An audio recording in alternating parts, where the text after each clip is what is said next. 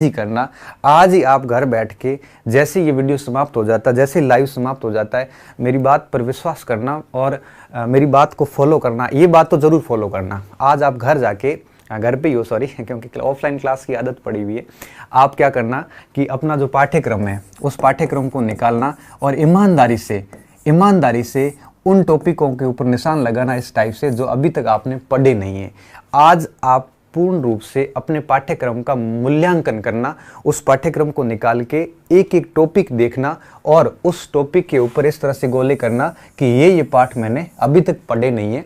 जो पढ़ लिए वो तो छोड़ दो, जो नहीं पढ़े हैं वो सारे के सारे आप इस प्रकार से गोले कर देना। ये पाठ्यक्रम का मूल्यांकन आज ही कर लेना आप, कि मूल्यांकन आज ही करना कि आपने कितना तैयार कर लिया है। तो पाठ्यक्रम का मूल्यांकन करने के बाद में आप ये पाओगे कि करीबन 70% मान लो कि आपने कर लिया है और 30% पाठ्यक्रम ऐसा है जो अभी तक आपने पढ़ा नहीं है। तो देखो विद्यार्थियों, मैं सिर्फ इतनी बात कहूँगा कि अगर आपने 70% पढ़ा है, 30% नहीं पढ़ा है, कोई बात नहीं। अगर आपने 50% पढ़ा है, 50% नहीं पढ़ा है, तो भी कोई बात नहीं। आपको सिर्फ एक चीज़ ध्यान रखनी है कि आप अब 20 दिन जो बचे हैं, इन 20 दिनों में जो ये भाग है जो अभी तक आपने पढ़ा नहीं है, कृपया करके इसको एक बार 2 बार पढ़ने का पूरा प्रयास करें। कम से कम दिन में 3 से 4 घंटे इस भाग को दें, ताकि आप इस 30% कोर्स को पूरा कर सकें और शेष जो टाइम बचता है 2, 4, 5 घंटे जो भी आप पढ़ते हो वो इसको रिवीजन में दें। तो 70% जो कोर्स किया है आपने उसको आप रिवीजन कराएं और जो कोर्स अभी तक नहीं पढ़ा है वो आज आप ईमानदारी से पहले तो मूल्यांकन करना कि वास्तव में ये मैंने नहीं पढ़ा है। क्योंकि अभी तक आप में से मोस्टली बच्चे ऐसे हैं जो अभी तक मूल्यांकन नहीं कर पाए हैं कि उन्होंने पढ़ा कितना है और अभी तक छूटा हुआ कितना है। आप ईमानदारी से अभी आप खुद से प्रश्न करोगे कि तो आप पाओगे कि बहुत सारा ऐसा पोर्शन है जो अभी तक आपने कुछ पॉइंट नहीं पढ़े।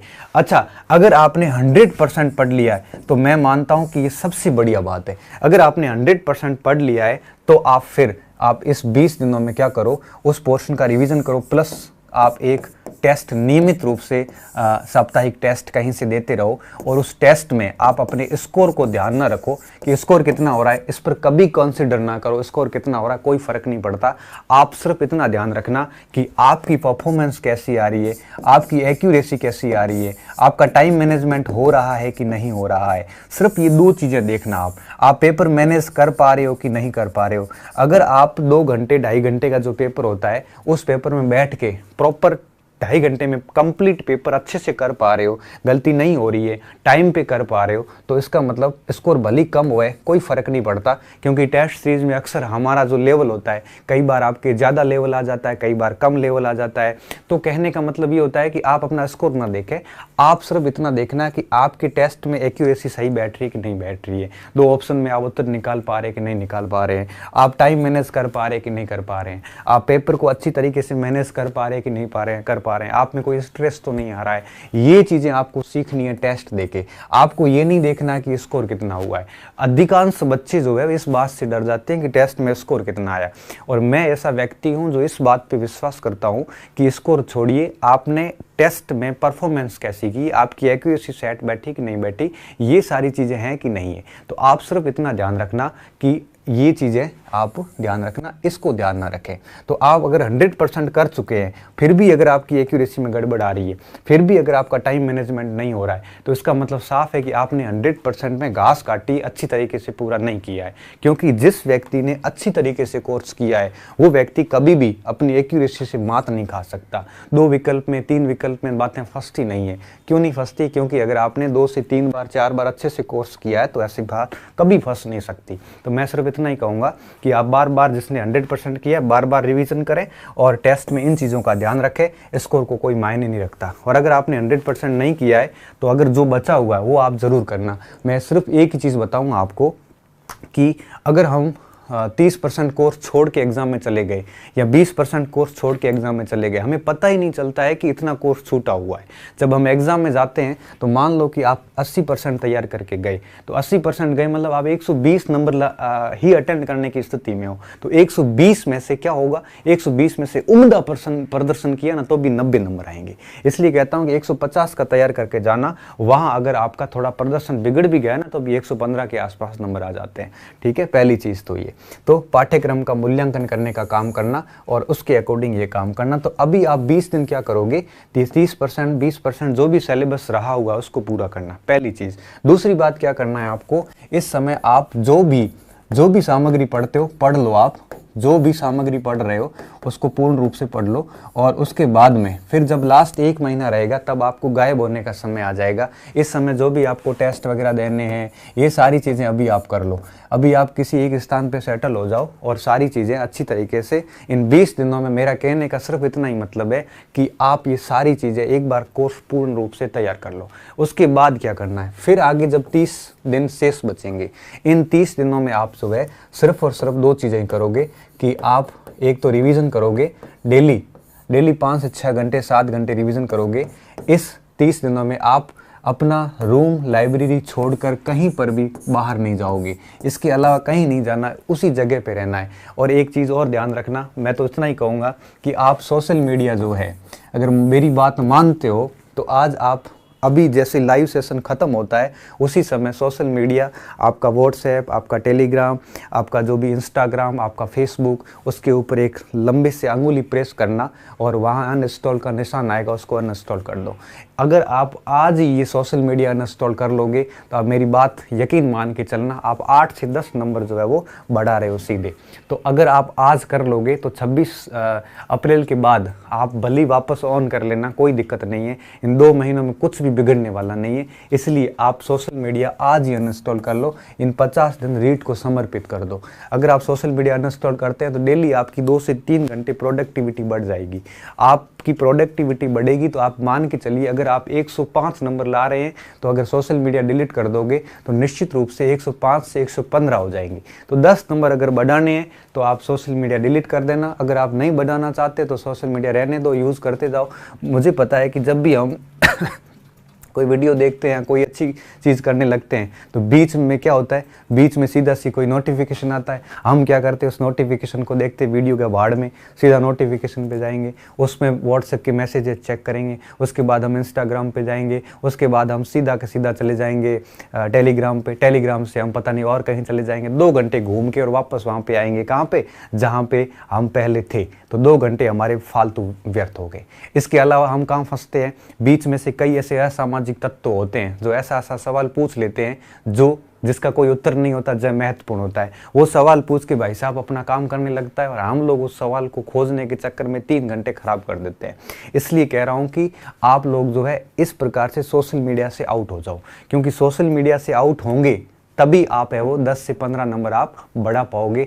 ये सबसे ज़्यादा ज़रूरी है। और जहाँ तक YouTube की बात है तो YouTube को भी आप लिमिटेड कीजिए, शाम को 1-2 घंटे जो भी आपको लगता है कि मुझे इस समय थोड़ा YouTube देखना चाहिए, कुछ कठिन टॉपिक है तो वो समझने चाहिए। आप अगर डेली 2-2, 5-5 घंटे लाइव बैठे रहते हो YouTube पे तो निश्चित रूप से मान के चलिए आप दुनिया से पीछे रह रहे हो, आगे नहीं जा रहे हो।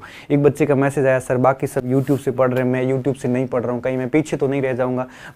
हम लोगों ने जब पढ़ाई की हमारे टाइम में कोई YouTube नहीं था।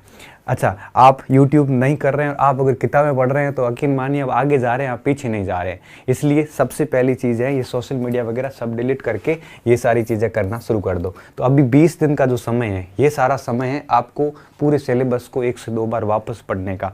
और उसके बाद जो 30 दिन शेष बचेगा उसमें केवल रिविज़न, रूम से बाहर नहीं निकलना है, ये फ़ोन वोन सब बंद कर देना। और फ़ोन बंद इसलिए कह रहा हूँ कि हाँ ठीक है, YouTube आपको लगता है कि मुझे कुछ चीज़ें देखनी करनी है तो वो कर लेना, बाकी ये सारी चीज़ें छोड़ देना। इसके अलावा टेस्ट सीरीज़ वगैरह आप दे सकते हो, कोई दिक्कत नहीं है, टेस्ट दीजिए, लेकिन टेस्ट का स्कोर मायने नहीं रखता, एक्यूरेसी मायने रखती। उन चीज़ों का ध्यान रखना, बाकी सारी चीज़ें छोड़ दीजिए आप। इसके अलावा ये चीज़ें करते रहना। अब बात ये आती है कि इन 50 दिनों में अपने आप को मैनेज कैसे करें। तो मैं तो यही कहूँगा, अगर आप डेली 7-8 घंटे, 5-6 घंटे, 7-8 घंटे रेगुलर पढ़ते हैं तो किसी भी प्रकार की दिक्कत नहीं है। आप आराम से आराम से चीज़ों को हैंडल कर सकते हो। तो 5-6 घंटे की पढ़ाई जो होती है वो भी अपने आप में ठीक ठाक होती है। वैसे आप अगर फ्री बैठे हैं तो 12-15 घंटे अपने आप को तपाइए, क्योंकि टाइम 50 दिन ही शेष रहा है। इन 50 दिनों में आप अपना करियर बना भी सकते हो, इन 50 दिनों में एक नई कहानी लिख भी सकते हो, इन 50 दिनों में पुराने पहले की तरफ फेल होकर वापस वही कहानी दोहरा भी सकते हो। इसलिए मैं सिर्फ आपको यही कहूँगा कि इन 50 दिनों का बढ़िया तरीके से उपयोग करिए, तभी जाके आपका काम है वो पूर्ण होगा। अदरवाइज यही होगा कि आप लोग जो है वापस बहाने बनाते रहोगे, दूसरों को दोष देते रहोगे, इससे अलावा कुछ भी हासिल होने वाला नहीं है। इन 50 दिनों में आप अपने आप को खपाइए, किताबों में खपाइए, टेस्ट दीजिए, और सबसे बड़ी बात ये सारी चीज़ें जो है वो बंद कर दीजिए, तभी जाके यूँ कहिए कि आपको मज़ा आएगा, तभी जाके कॉन्फिडेंस आएगा। कुछ बच्चे कह रहे सर हमारा कॉन्फिडेंस नहीं आ रहा, थकान हो रही है। देखो लंबे समय से 2-2, 4-4, 1-2 साल से जब कंटिन्यू तैयारी करते हैं तो थकावट संभव है, थकावट पॉसिबल है, आएगी, थकावट आएगी, उत्साह भी टूटेगा, हौसला टूटेगा। एक बात हमेशा ध्यान रखना कि ये सारी चीज़ें तैयारी का हिस्सा है। जब भी हम तैयारी करते हैं तो ऐसे हौसले टूटते हैं, ऐसे ही थकावट आती है। उस समय सिर्फ एक चीज़ दिमाग में रखना कि 50 दिन बाद जब हमारी परीक्षा होगी, हम जब पेपर हॉल में बैठेंगे, तब हमारे सामने जो प्रश्न आएंगे उनके उत्तर, वो प्रश्न हमारे इन्हीं पुस्तकों से आने वाले हैं। तब वो पुस्तकें आपको अच्छी लगेगी। हर दिन टारगेट लेके सेट कीजिए। आप जब भी रात को सोते हो तब टारगेट लेके सोइए कि मॉर्निंग में, कल दिन में मुझे क्या पढ़ना है। जब आप टारगेट लेके सोओगे तो पूरा दिन फिर उस टारगेट को पूरा करने में आप अपने आप को लगा दोगे। जब आप टारगेट पूरा करने में लगाओगे तो आप थकोगे भी नहीं, पूरा दिन काम करते रहोगे। हर दिन छोटे छोटे टारगेट सेट कीजिए। मैं मेरी बात करता हूँ, जब भी मैं पढ़ाई करता था, जब कंपटीशन की प्रिपरेशन करता था, उस टाइम हर रात जब सोते वक्त दिमाग में लेके सोता था कि कल मुझे वो चीज़ पढ़नी है, ये पढ़ना है, ये पढ़ना है, वो पढ़ना है। ये सोच के फिर सो जाता था और मॉर्निंग में उठते ही उन चीज़ों को लेके लग जाता था। पूरा दिन उन चीज़ों को पढ़ते थे, रात को सोते वक्त फिर अगले दिन का टारगेट सेट करते थे। इससे क्या होता था, इससे पूरा दिन व्यस्त रहते थे और पूरा दिन अपने काम में बिजी रहते थे, बड़ा आराम से हो जाता था। कॉन्फिडेंस लूज़ होता है, लेकिन मैं मानता हूं कि कॉन्फिडेंस को बढ़ाने का कोई ऐसा टॉनिक नहीं है, कोई तरीका नहीं है। कॉन्फिडेंस व्यक्ति का कब लूज होता है, जब वो बहुत ज़्यादा परिणाम को लेकर सोचता है। जब आप परिणाम को लेकर बहुत ज़्यादा सोचोगे कि क्या होगा क्या नहीं होगा, तो डेफिनेटली कॉन्फिडेंस टूटेगा।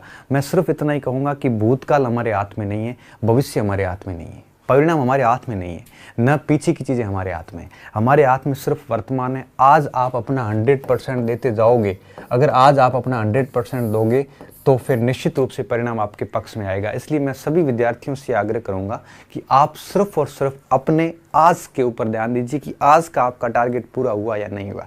क्या आप सोते वक्त ये सोचते हैं कि आज आपने 100% काम किया है या नहीं किया है? तो बस आप डेली यही काम कीजिए। कल क्या होने वाला है उसके ऊपर मत सोचिए। आपका रिजल्ट क्या रहेगा ये मत सोचिए। आपका रिजल्ट कैसा रहेगा ये मत सोचिए। ये कैसा रहेगा ये आपकी पढ़ाई पर निर्भर करता है। आप बहुत अतिरिक्त सोचते हैं ना, इस वजह से ही आप तनाव में आते हैं, आपका कॉन्फिडेंस लो होता है। आप ज़्यादा मत सोचिए, आप हर दिन अपना 100% दे के सो जाइए और टारगेट लेके सो जाइए कि कल मुझे क्या करना है। एक बार फिर